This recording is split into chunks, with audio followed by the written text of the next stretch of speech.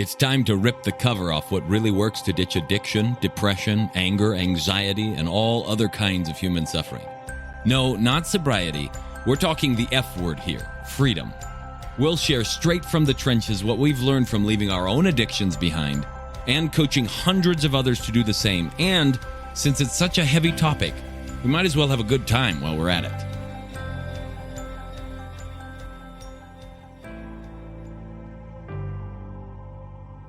Did I really want to end my life?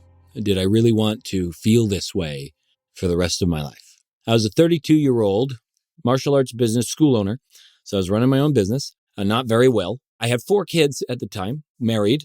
I went to church. I was on the outside, what everyone would call a good person, and I had stopped looking at porn for like a year and a half, so I was white-knuckling it. I was feeling good. Every day was a battle. Every day was a fight. I hated myself. I was massively depressed, suicidal a lot of times. And I was staring there, 32 years old, looking at the rest of my life going, really, this is what I get to look forward to? I hate this. It's not that I feel horrible. It's that I don't feel good. And if the remaining 5, 6, 7 decades of my life are going to be this way, what's the point? Did I really, really want to end my life? And that was the question running through my head as I was looking at it. And fortunately, at that point in time, I loved life more than I loved the idea of leaving life.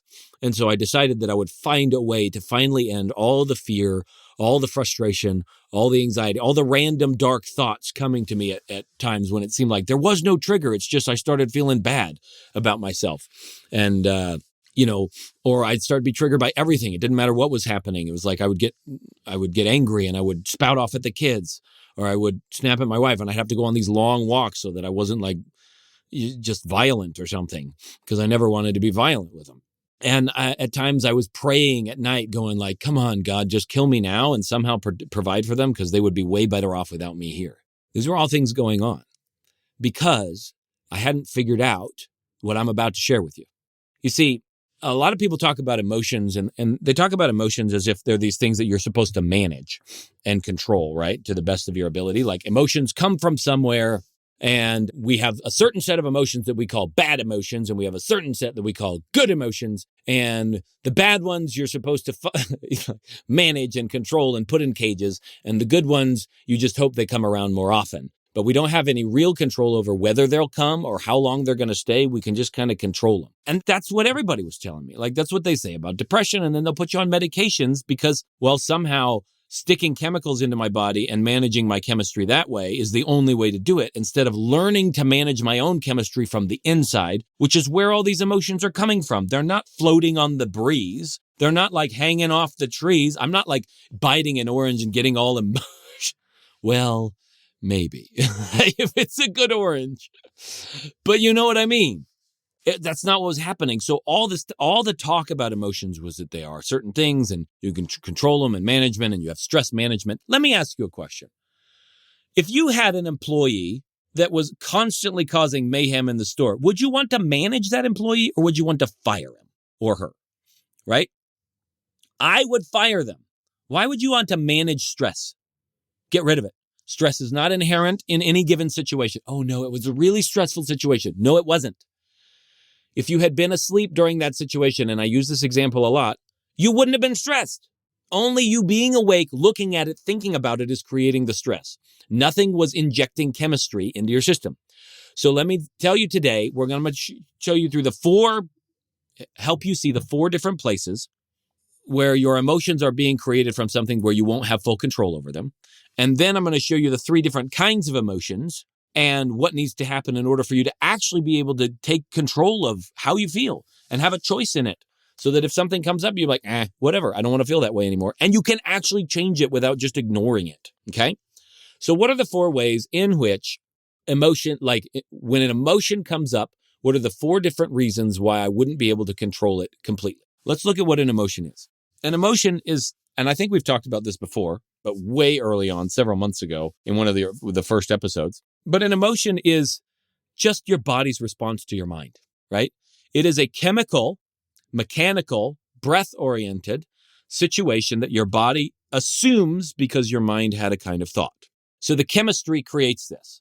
Your mind has a thought. There's electricity pulsing that's transferring it from neuron to neuron. And In the transfer stations between neurons, there are neurotransmitters that are chemicals. Things like dopamine, serotonin, and stuff are chemicals, right? So you have chemistry and electricity in each thought.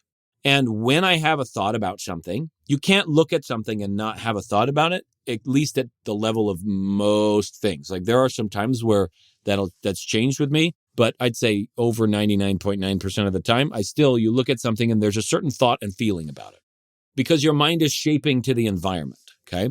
And so you're looking at something, you have a thought about it, electricity fires and chemistry fires. Now, an emotion is the cumulative total of all that stuff. The electricity is tightening muscles and altering breathing and posture. The chemistry is also tightening muscles and shifting the pH in the body.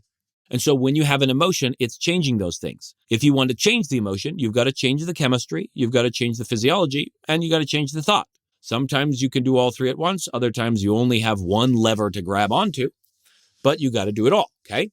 So what places would emotions not be under your control? Well, if you couldn't control the chemistry or the physiology, then you wouldn't have total control, and we would be looking for how much control can you get? And my answer to that is, even if you do have something that's not like you do have an overproduction of a certain chemical, there's a ton you can do to gain control over how you experience life in some really powerful ways.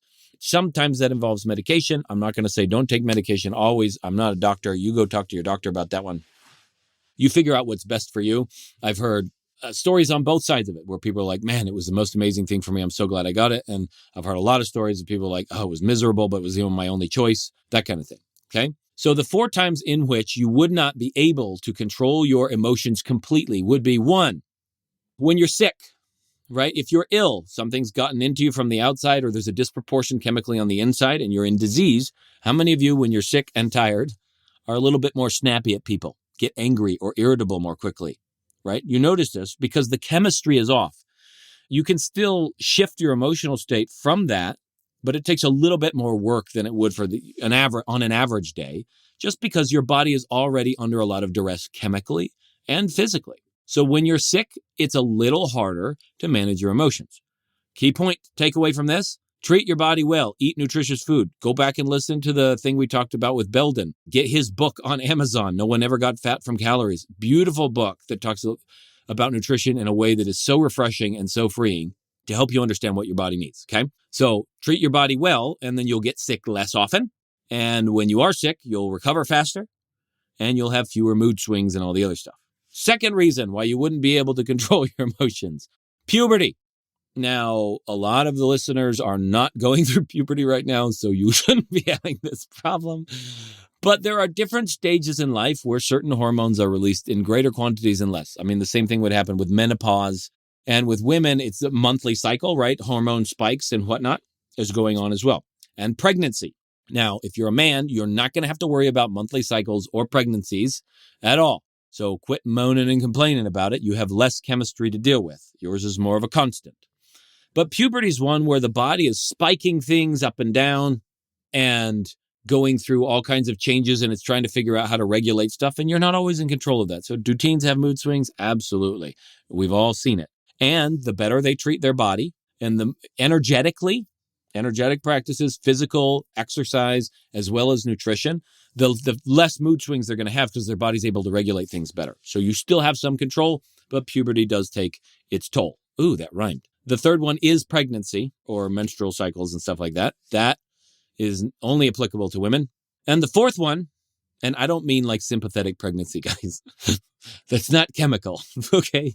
Even though the air in the room feels tense, that's not chemical. And the fourth one is if you have a substance either injected into you or you ingest it, meaning you take a pill, or there's food involved and you eat some bad food and you get food poisoning, or you get a shot, or your chemistry is in some way, shape, or form altered. There's leftovers and residual traces from all kinds of anesthesia that can alter things, from vaccines, from whatnot. And I'm not saying vaccines are good or bad. I'm just saying, like, when you put a chemical in your body has to process it in some way, shape, or form, and that can affect your mood. We've seen this over and over again. For some people, it affects it more. For some people, less. But these are the 4 cases in which you might find that you have less control over your emotions. Most of us are not dealing with this on a day-to-day basis, okay? And by the way, chronic pain is also in the illness category. Like if you're in chronic pain, that's also a thing, right? And that can be mitigated. There's amazing practices and things that we can do. Some of them, we don't have them up for offer on our website yet, but they're coming soon. Okay. But some processes and things I've learned over the years that can really help people mitigate pain and alleviate some things is amazing. Okay. So these are the areas where your emotions are harder to have a choice in. Beyond that, it's all up to you. And so if you can't say someone made you angry, with our kids, we used to do this all the time. Son comes in, he stole my shirt. Really? He stole your shirt? Yeah, he stole my, well, you sound angry about it. Yeah, because he made me angry. He made you angry? Yeah, because he stole my shirt. Okay, so you put him in charge of your happiness? Well, huh? Why did you put him in charge of your happiness? He's your brother. He's just going to play around with it. But it's not, he didn't make you angry. Angry is a certain chemical, bodily, energetic kind of experience. He didn't make the other person angry. If he had been asleep and brother had stolen his shirt, then he wouldn't have been angry. Maybe when he got up because he thought about the shirt and he felt like that little bit of cloth was more important than being happy. And so he turned himself poisonous on the inside and poisoned himself. And in poisoning himself, didn't do anything to the other guy, by the way. He's poisoning himself, hoping the other guy dies. Didn't work. He's trying to cast a spell on the other guy with his angry words, hoping that mom and dad will get on his case and we will manipulate reality to do what he wants. Nah, not necessarily a bad tactic, and it works a lot of times. But did we make him angry? No, he made him angry. And I know that's a hard pill to swallow, but your emotions come from inside of you, and mine come from inside of me. And so when I would yell at my kids, many, many years ago, when I'd scream and yell at them, I didn't want to be that guy that yelled at them. And most of the time I didn't. But there were times when, I couldn't handle my emotional states, because that's what led me to addictive exercises, to addictive behaviors and habits, or compulsive behaviors and habits, looking at porn, eating chips and inhaling food and arguing with people and all these different compulsive habits that I had. It was because I had these emotions that I didn't know how to control. And so I had all this emotional stuff, things I felt about me, things I felt about the world, things I was frustrated with. And the only way I knew how to control them was this compulsive behavior. So I'd snap at my kids when they were being loud on occasion. And when I did that, I immediately, as soon as I figured it out and could swallow my own pride a bit, I'd turn around and I'd tell them, hey guys, I just yelled at you. And that's on me. Like, you're not to blame for how I feel. Like, you did some stuff that I didn't like, and I didn't know how to handle that on the inside. And so I got super mad, and I thought, well, I'll yell at him because that'll somehow make things better. And it didn't make anything better. And it probably scared you. And I just want to say, I'm sorry. Like, I apologize. That's not your fault. Did I scare you? And then I would ask them questions, and they would, yeah, scared me a little bit, Dad. And, I hope you understand that I love you, and I would go and I would own it in front of them, because at least if I couldn't control my emotions, I wanted my kids to know that it was not their fault. And I wanted them to know that it's okay to own your stuff in front of other people. And even if you can't control it completely, at least make sure that nobody else takes the blame for it. If I couldn't give them the gift of a happy father, I at least wanted them to give them the gift of an honest father.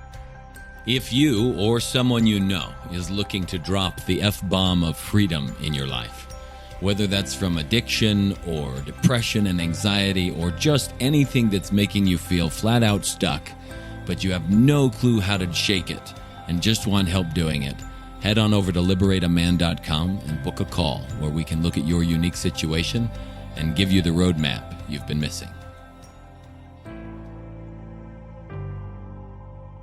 And so that was my first step as I was going through this. And over the years, what I've learned is, and nobody else is talking about it this way, so this is my gift to you.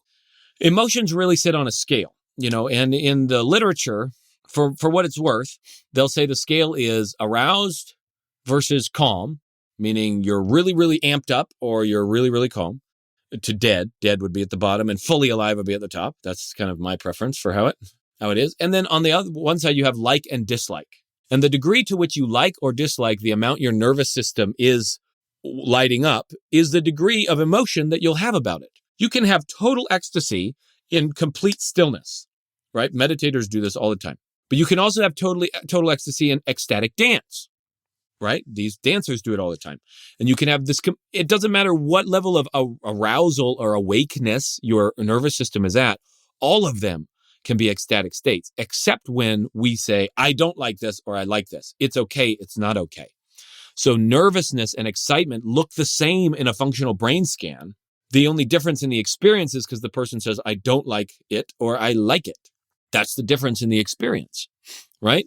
And your emotion about it. But the same amount of arousal is there, okay?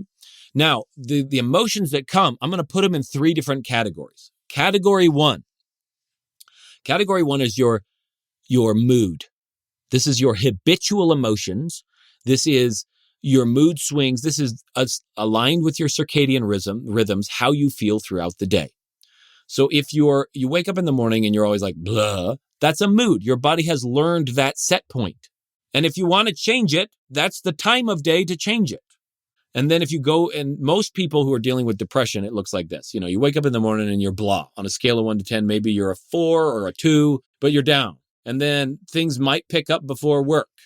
And so you maybe pump up to a 3 or to a 4 or a 5, right? And then at work, you're busy, so you're not really able to think about your emotional state so much because you're busy doing other things. And so you kind of plateau at work. Maybe you're at a 5 or 6 or whatever. Depends on the person. Some of them are a little bit lower. And then as they get home, what happens is they've got some things to do, maybe some fun with the friends, so they might get a little spike. And then when they finally wind down for the evening and they're left alone to their own thoughts, they wind back down and they hit down at a 4 or a 3 or a 2 again. And that's what the graph looks like. And at the times of day where it's low, you want to change, you want to introduce something into your life. If you want to have control over your mood, start with the places where your mood is low. And at those times, shift some things. Now, we've put stuff in place to be able to teach people how to do this in a really powerful way, like really simple exercises that are too much to go into here at the podcast. But if you want access to this and all the other stuff I'm going to explain, you can go to thefreedomspecialist.com/feelbetternow. And it will radically, in 20 days, it will radically change how much control you have over all these different types of emotions. Okay. Category 1 is mood. You want to change it. You have to pinpoint the times of day when your mood dips, and then you want to insert something at those times that helps it shift. And I don't mean caffeine and artificial stuff. That can help. But what I mean is sustainable stuff that actually improves your life, that comes from the inside. So we don't use outside supports with what we're doing with our clients. Second category, reactions, things that surprise you. Someone pulls in front of you in traffic, or, your kid just screams and runs down the hall and stuff like that. Like how you react to things. If you're feeling scared, people will react no matter what. And I'm not totally 100% positive that you can get rid of an adverse reaction to something. But what we're doing here is we're teaching you skills to be able to take your breathing and your movement and your body tension and other types of things to enable you to shorten the gap so that you react and the smallest amount of time passes before you're able to take that and turn it into something absolutely incredible for your life, right? You turn all of these compulsions into catapults, and your life then becomes this amazing thing simply because you have learned to train your reactions, your instincts. This is not logical. This is not thinking through a situation. It's literally training your instincts to handle things differently so that when you tense up, you also release the tension in a really positive way. When you get cranky, you also release the cranky in a really positive way. That's the second category of emotion that you want to be able to train. The third and final category is your worries, the things that stress you out. Addicts would call these triggers, but athletes might call it pregame jitters. If anything that you think about, when you think about it, if it gets you emotional, if it has an emotional hold on you, could be a bad memory, PTSD for soldiers, then that would be what we would call a worry or a trigger or a stressor or something like that. And you can actually dismantle those and diffuse those to where they no longer have any emotional hold on you. You can think about them and it's gone. You can actually delete some of these if you don't want them in your life, because your memory is exceptionally malleable and you get to have a choice about what your brain does. It's just that when you grew up, nobody taught you. It's not your fault. It's not your fault that you don't know how to do this stuff. Nobody taught you. Nobody taught your parents. Like, you just inherited what you inherited. All of you have done the best that you knew how. We all did. And there's still a better way to do it. There's a way to do it that doesn't derail you. And that's what this is about. Learning to retrain your mind so that the things that you worry about no longer worry you. And there's some really powerful processes to do that. But the point is this. The upshot is this. Look, there's only a handful of situations where you don't get to have a choice in how you feel, right? And we discussed those at the beginning. Sickness or chronic pain, and you still have a choice. It's just not as much as one. Puberty, still have a choice, just not as much of one. Pregnancy and menstrual cycles and stuff, still have a choice, just not as much of one. And then also drugs or injections or food or something, substances in the body, still have a choice, just not as much of one. These are all things that you get a choice about, right? And that you can have a choice about. But if you're not in those situations, then all the rest of it is within your power. You want to change your mood? Pinpoint the times of day and shift it. You want to change your reactions? Pinpoint how you react and retrain that. You want to change how you worry about things and stop having to worry and stress out about stuff so much so you can operate at your highest peak? Then train that and learn to dismantle that. And if you want to do that, we put together this program that allows you within 3 weeks to do all of this. And as a really massive momentum gainer so that you can finally, throughout the rest of your life, continue to practice these so that they become second nature. You don't have to think about them anymore because you've trained yourself to just simply choose your emotions more wisely, to have a better mood, to stop reacting in adverse ways and react in ways that always improve your life, no matter what's going on around you, and to ditch the worries because worry never got anyone anywhere. So if you want to experience that, again, thefreedomspecialist.com/feelbetternow. It is an incredible program that will radically change your life. And it has done this for so many people that we've worked with that we wanted to offer this to other people. Either way, whatever you choose to do, I hope you jump in on that one. But whatever you choose to do, here's the thing. Remember that you have a choice. The second you forget you have a choice is the second you feel like a victim in life. And you're not a victim. And you may not know how to make the choice. And that's why we built this program. But you do have a choice. And if you want to learn, come learn or find another way to learn, however it is. But remember that you have a choice, that you're not a victim to your life. And whenever you decide that you're ready to step up and experience life differently, it's possible. And that's it for today's Alive and Free podcast. If you enjoyed this show and want some more freedom bombs landing in your earbuds, subscribe right now at wherever you get your podcasts from. And while you're at it, give us a rating and a review. It'll help us keep delivering great stuff to you. Plus, it's just nice to be nice.